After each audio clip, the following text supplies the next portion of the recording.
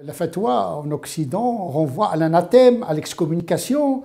C'est l'usage qu'ont fait les mass médias depuis la fatwa de Khomeini à l'encontre de Salman Rushdie. Depuis lors, on considère la fatwa comme une excommunication, comme un anathème, comme un appel au crime, ce qui n'a rien à voir, bien sûr, avec la définition classique de la fatwa. La fatwa, c'est une interprétation de la loi dans une réalité donnée.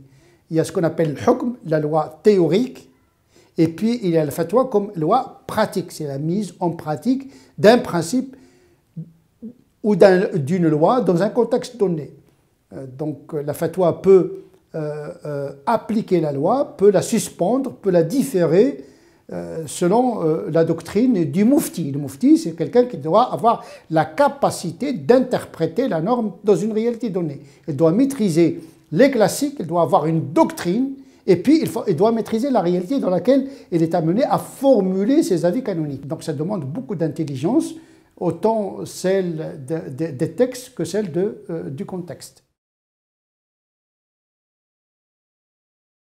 Ce qui est permis aujourd'hui peut être interdit demain. C'est le contexte qui détermine l'intensité normative de la fatwa. Donc pour la prière, on peut rassembler les prières quand on a un travail qui a un certain rythme.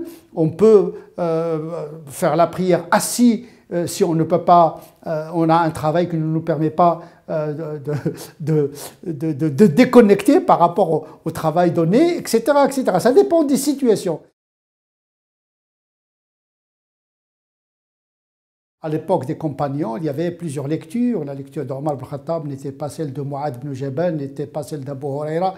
Donc l'islam, il a pris en considération cette diversité naturelle anthropologique.